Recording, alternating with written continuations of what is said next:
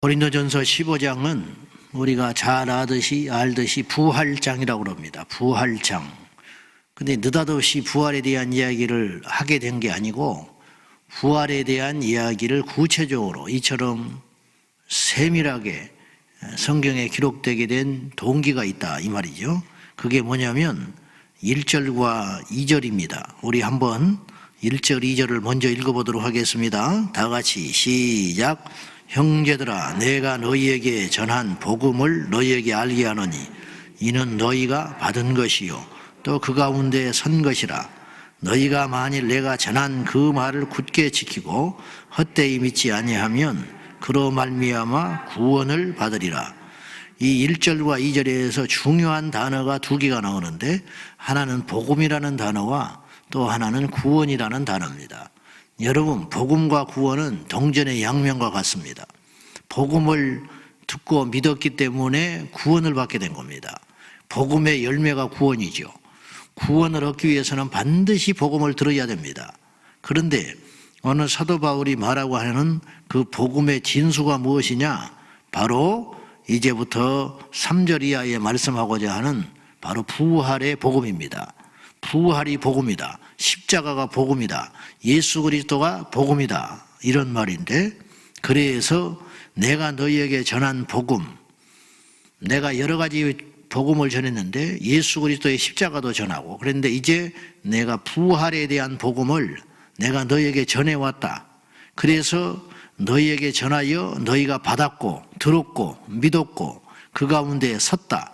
그 가운데 확신을 가졌다. 그런데 2절 보면 너희가 만약에 내가 전한 그 말, 복음, 예수 그리스도의 부활, 그 복음을 굳게 지키고 헛되이 믿지 아니하였으면 그것 때문에 뭘 얻게 된다고요? 구원을 받으리라. 그러면 거꾸로 그것을 지키지 아니하고 그것을 믿지 아니하면 들었다 할지라도 어떻게 돼요? 구원받지 못한다. 역설적으로 그런 뜻도 되는 거예요. 우리는 항상 나쁜 가정도 하고 좋은 가정도 해야 돼요.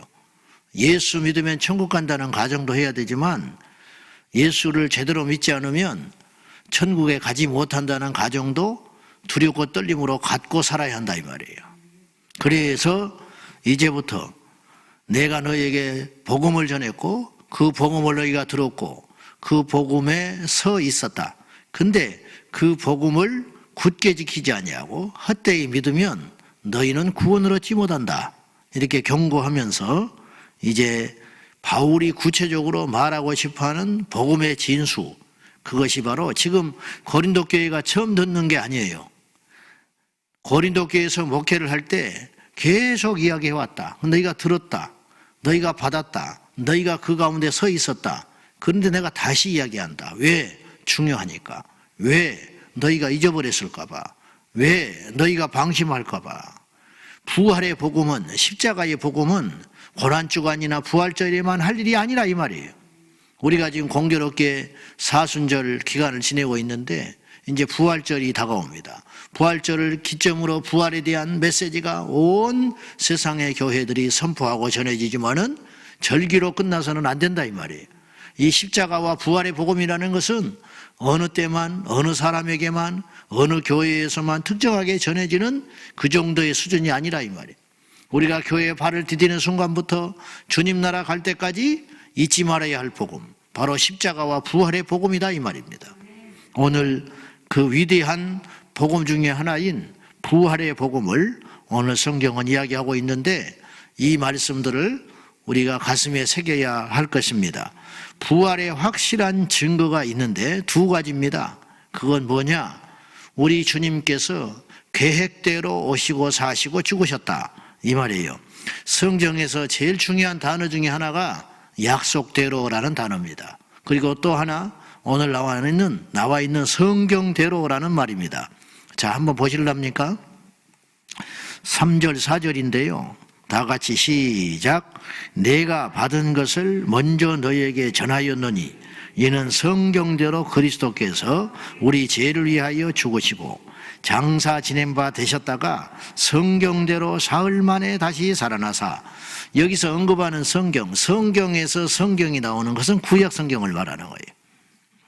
신약 성경이 완성되기 전에 서신서로 남겨졌기 때문에 신약 성경에 성경이라는 말이 나올 때, 예를 들면 디모데후서 3장 16절 17절에 모든 성경은 하나님의 감동으로 된 것으로, 이건 구약 성경을 말하는 겁니다. 아직 신약 성경은 완성되지 않았어요.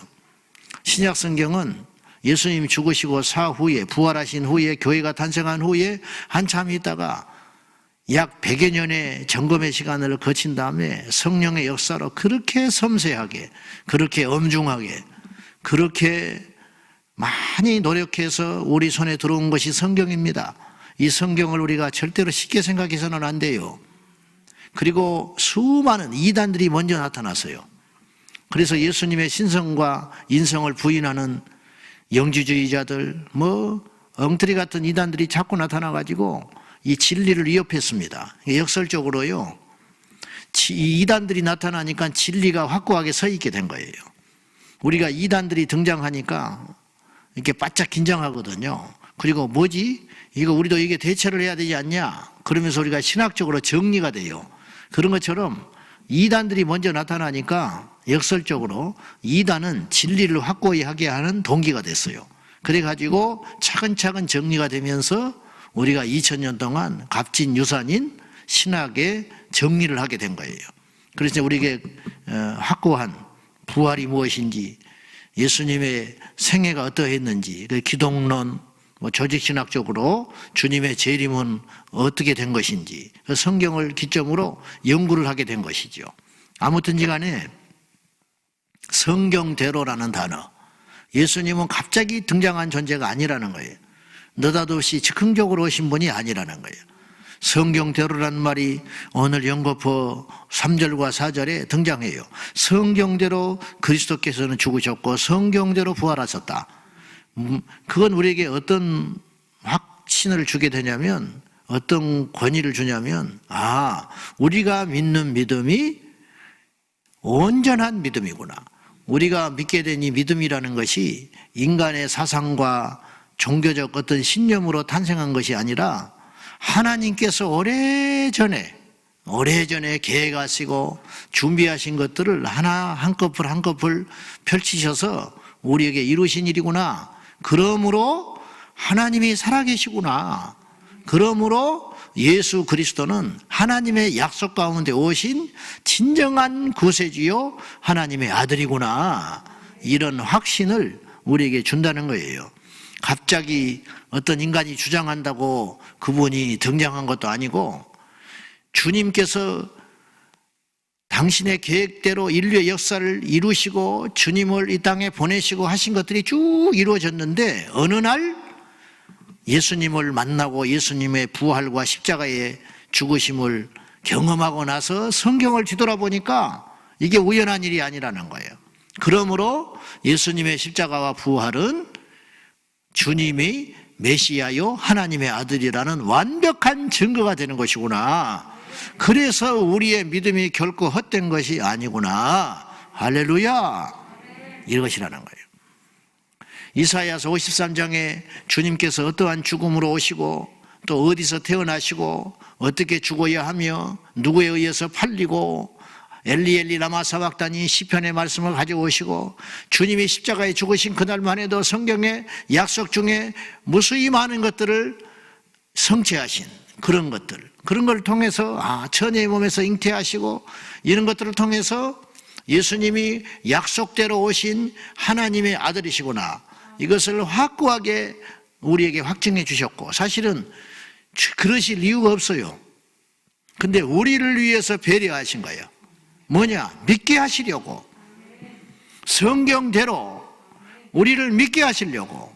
워낙 강팍하니까, 표정만 보여가지고는 믿지 않으니까, 이런 구체적인 성취를 통하여 우리 주님께서 우리에게 믿음을 주시고자 하셨다. 그래서 보지 않고 믿는 것이 참으로 믿는 것이다. 표적이 아니고 약속을 믿는 믿음이 진짜 믿음이에요. 할렐루야. 병 고치고 귀신 나가고 하는 것도 중요하지만 그 표적 보고 믿는 것보다 약속의 말씀을 믿음으로 얻게 된 믿음이 더 큰 믿음이라는 거예요. 약속을 믿는다는 거 얼마나 놀라운 것입니까? 내가 어떤 말을 할 때 내 말을 믿어준다는 거. 예. 어떤 증거가 없어도 네가 말한 건 내가 믿지. 얼마나 황홀한 일입니까? 우리가 주님의 약속을 믿을 때 우리 주님께서 영광을 받으시게 되는 것이지요. 자, 또 하나의 증거는 부활의 증인이 있다는 거예요. 첫째는 성경이 증인이고 증거고, 두 번째는 증인이 있다. 나도 그 증인이다. 베드로도 증인이다. 감람산에 승천하실 적에 동시에 모든 사람이 보았다. 그리고 부활하신 주님을 동시에 목격을 했다. 한두 사람이 아니다. 그리고 그들 중에는 허다한 사람들이 아직까지 살아있어. 어떻습니까? 놀라운 일 아닙니까? 그리고 그들이 전한 복음은 간단했어요. 우리처럼 실력이 없으니까, 확증이 없으니까 이러쿵저러쿵 말이 많아지는 거예요. 초대교회 사도들이 전했던 복음의 메시지는 간단했어요. 예수님 부활했다. 그리고 내가 그분을 봤다. 얼마나 강력합니까? 한편으로 베드로는 복음 전하기가 쉬웠을 것 같아. 내가 갈릴리 바다에서 주님 만났다. 주님이 이런 일을 하더라. 이런 사람을 고치더라. 아무개 거기 있네. 당신 나하고 같이 봤잖아. 그러면 그 사람이 퍽퍽퍽 우는 거예요. 누가 안 믿겠어요? 아이고, 자네 그때 주님이 안지명이었는데 고쳐주셨잖아. 일어나봐. 그럼 일어나는 거야. 그럼 막 울어요. 사람들이 막 박수를 쳐요. 여러분, 이것이 초대교회 예배였어요. 누가 안 믿습니까? 어떤 강팍한 인간이 안 믿습니까? 물론 그 중에도 안 믿는 사람이 있죠. 하나님이 택정하지 못한 자.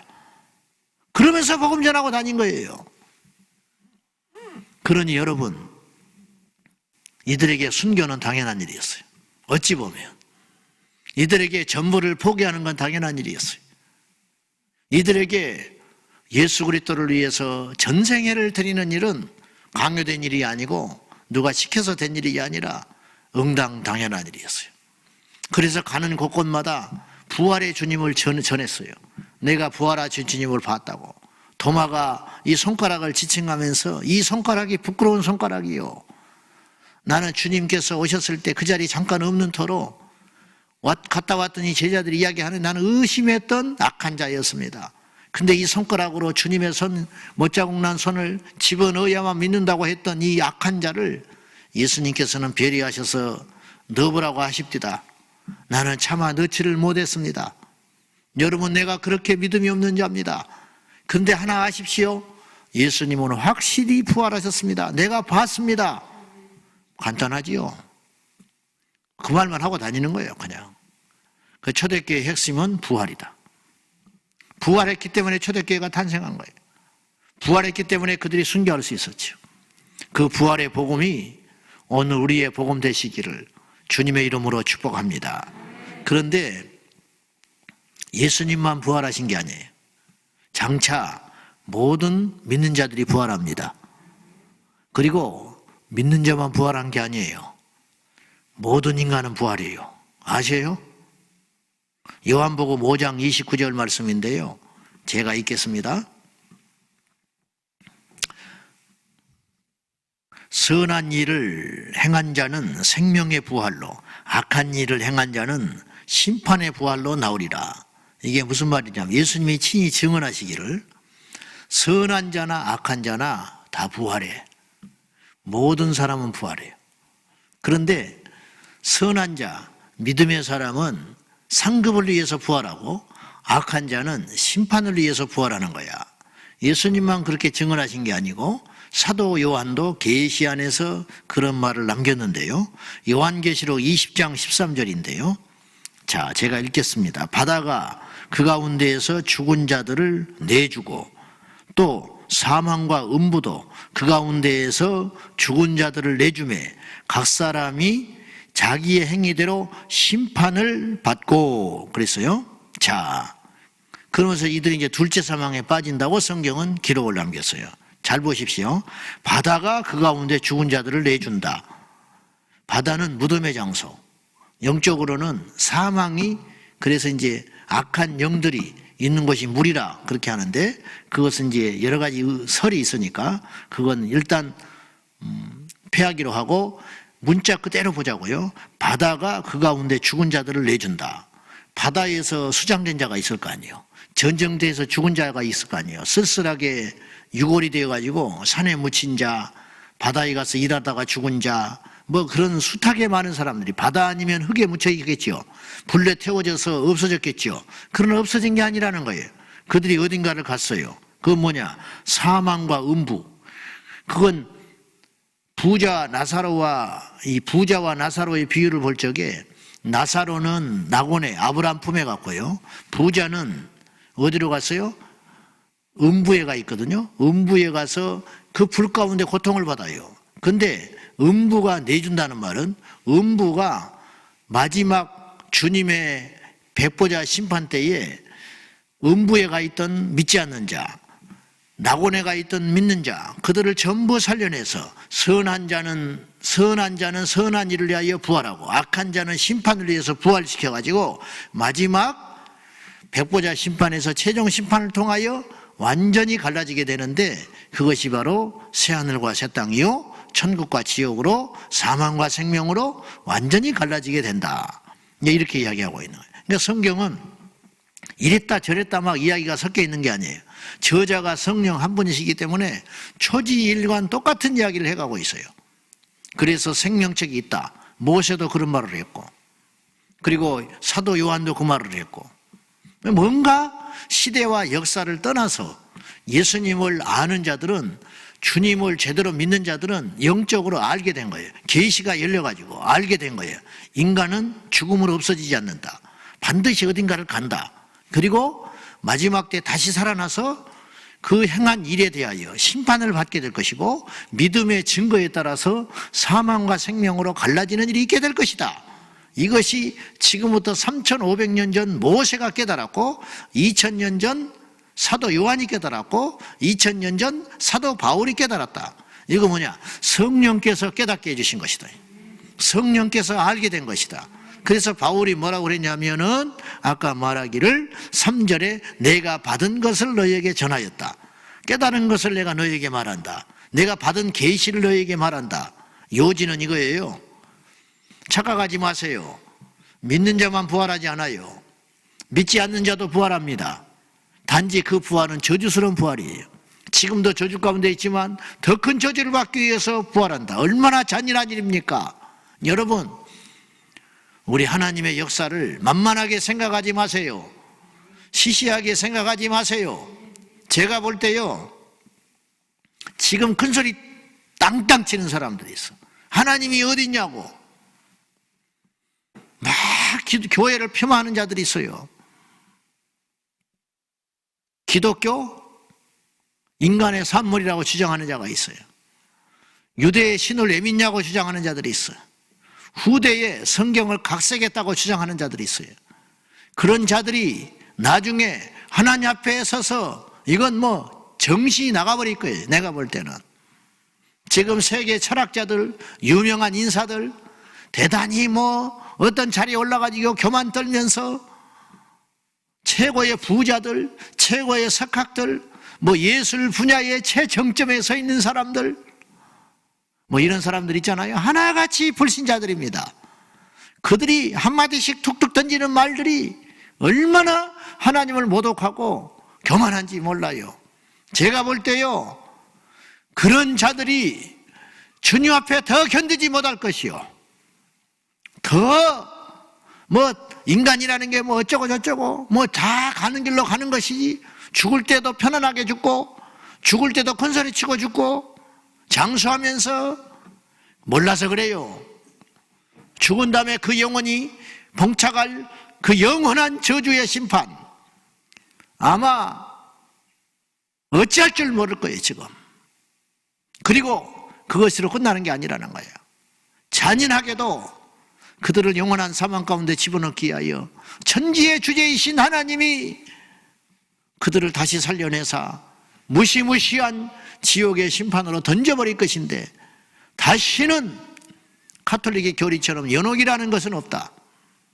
다시는 없어요. 끝장나는 거예요. 한번 정해진 결과는 변할 수가 없어요. 그래서 생전에만 믿을 수 있는 기회가 주어진 거예요.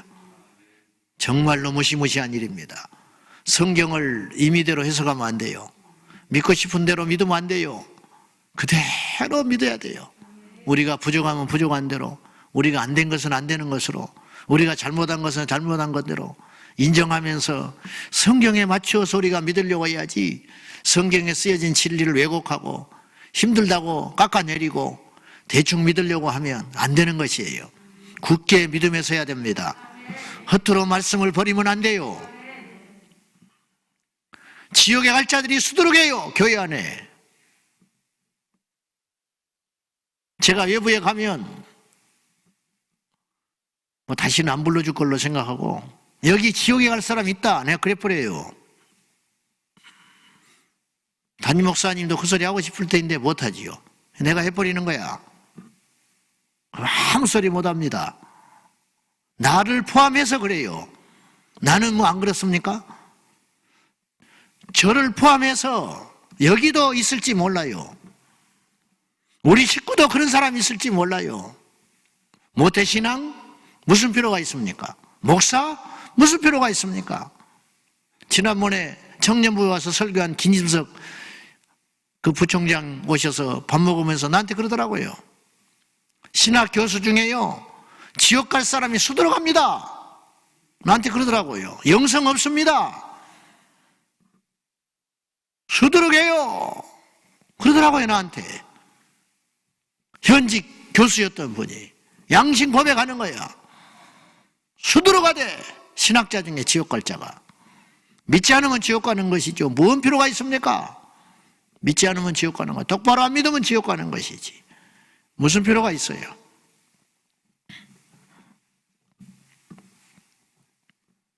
이런 이야기를 나오면 흥분하는 이유는 내 자신이 두려워서 그러는 거예요. 나도 잘못될까 봐.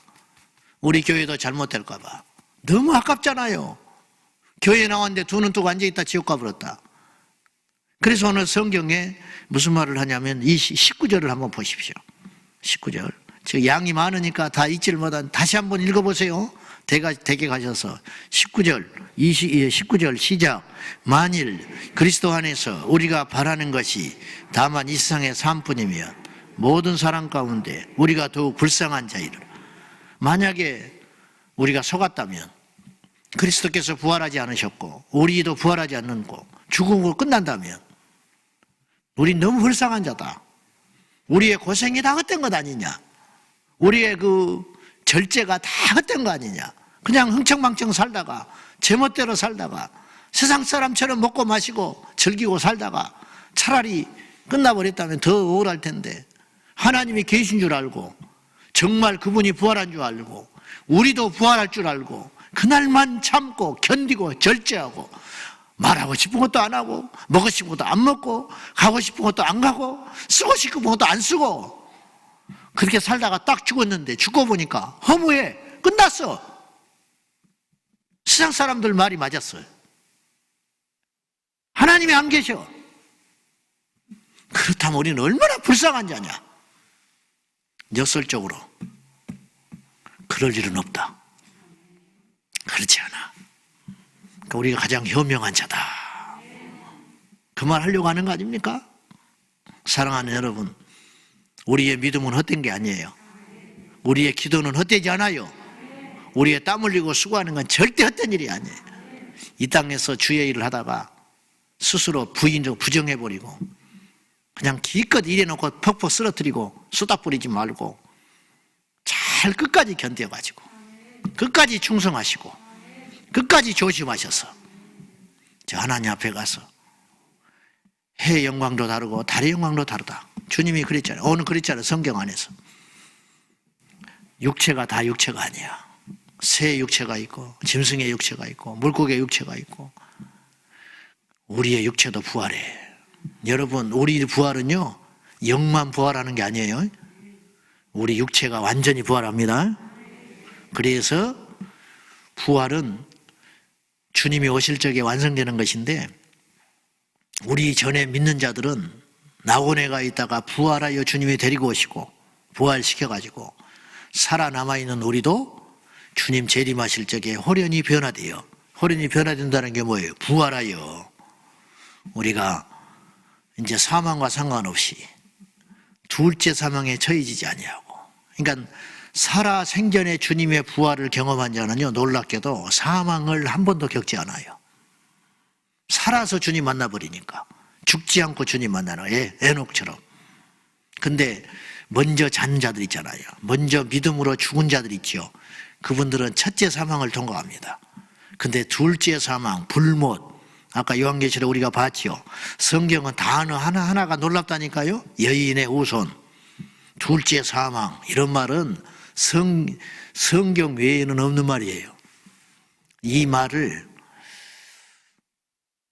모세 오경을 통하여 여인의 후손이라는 말을 3,500년 전에 했다는 말을 기억하셔야 돼요. 2000년 전에 사도 요한이 둘째 사망이라는 말을 썼다는 것을 우리가 주목해야 돼요. 어떤 신학도 이 위대한 말을 넘지를 못해요. 인간의 어떤 용어도 이 놀라운 말을 넘지를 못해요. 둘째 사망. 와. 불못이라는 단어는 표현할 수 있어요. 불이 타는 연못. 그건 말할 수 있어요. 그러나 둘째 사망이라는 이 말을 어떤 논리에서 가져옵니까? 어떤 철학자가 감히 그런 말을 가져옵니까? 어떤 사상가가 그걸 깨닫고 그걸 말을 할 수 있습니까? 성령의 지혜로만 말할 수 있는 거예요. 확실한 단어, 확실한 말. 말씀 맺으랍니다. 너무 길어지니까. 자, 그러면 결론적으로 여러분 부활을 믿습니까? 제가 막 이렇게 협박해서 믿은 거 아니죠? 부활을 믿으세요? 그러면 두 가지를 기억하라는 거예요.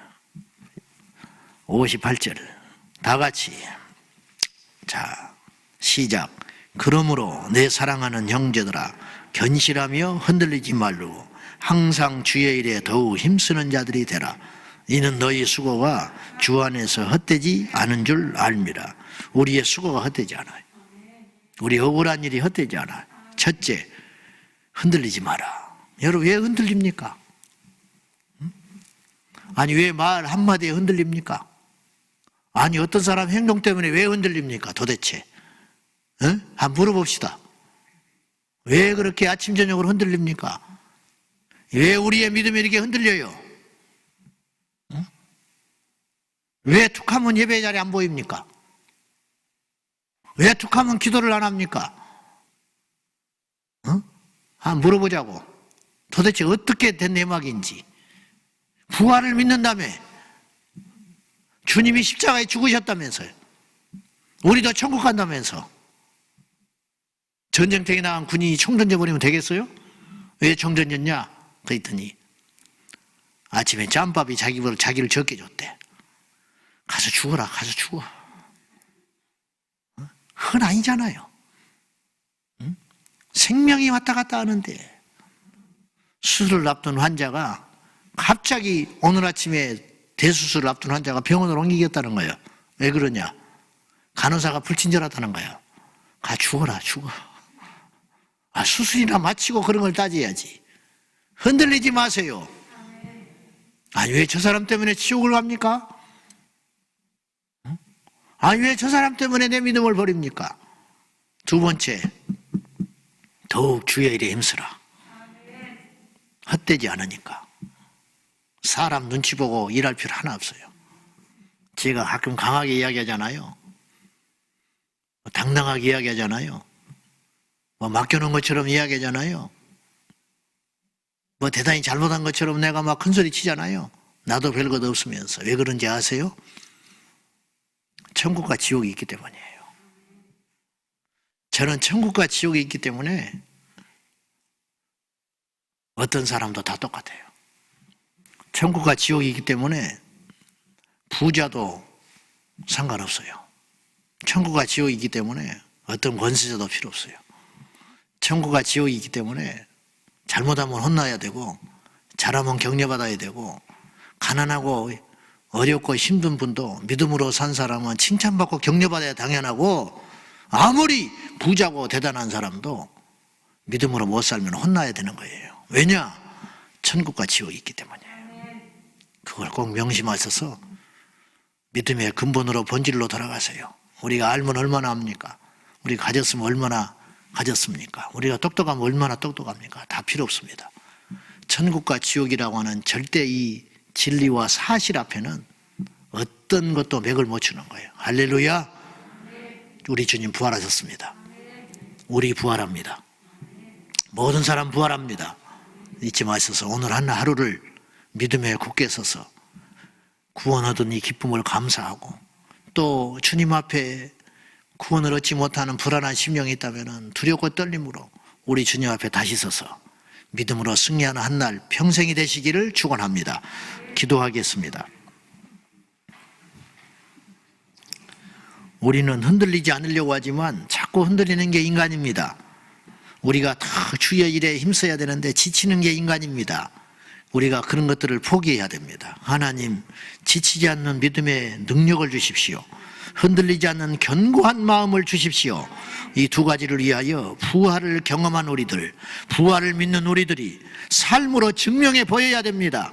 말하는 건 필요 없습니다. 주여, 주의 일에 더욱 힘쓰는 자가 되게 하시고 견고하여 흔들리지 않는 믿음을 주십시오. 다 같이 기도하겠습니다. 오늘 또 부활하시사 우리와 함께 하시는 주님을 찬양합니다. 그 주님을 주님 앞에 경배합니다. 아버지 하나님, 흔들리지 않는 믿음을 주십시오.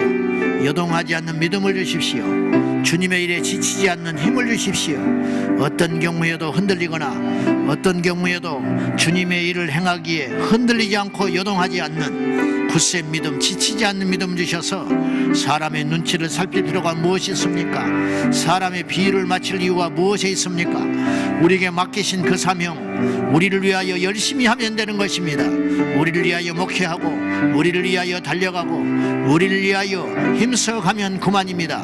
하나님 보고 계시고, 하나님 알고 계시고, 하나님이 우리를 이끌어 가시니 두려움이 없습니다. 고민이 없습니다. 넘어질 이유도 없습니다. 흔들릴 이유도 없습니다.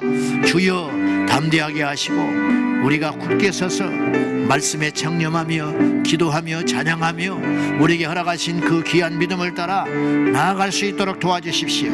인간은 절대로 없어지지 아니하고 망할 존재들이 아니고 마지막 날에 저 영원한 생명을 위하여 혹은 영원한 사망을 위하여 반드시 다시 부활할 존재임을 알게 하여 주셔서 믿음으로 나가게 하여 주십시오. 이 아침에 부활의 영광을 허락하시고 이 아침에 부활의 믿음을 주소서. 주여 믿습니다. 영광 받으소서. 하나님 아버지, 주 예수 그리스도로 말미암아 우리에게 영원한 생명을 주신 주님을 찬양합니다.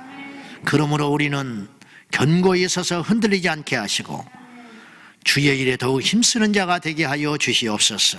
이만하면 됐다, 할 만큼 했다, 이제 쉬어야겠다, 그런 소리에 흔들리지 않게 하시고 안심하지 말게 하시고 주님 오시는 날까지 내 마지막 피 한 방울, 마지막 힘을 다하여 주님 앞에 달려갈 수 있도록 도와주시옵소서.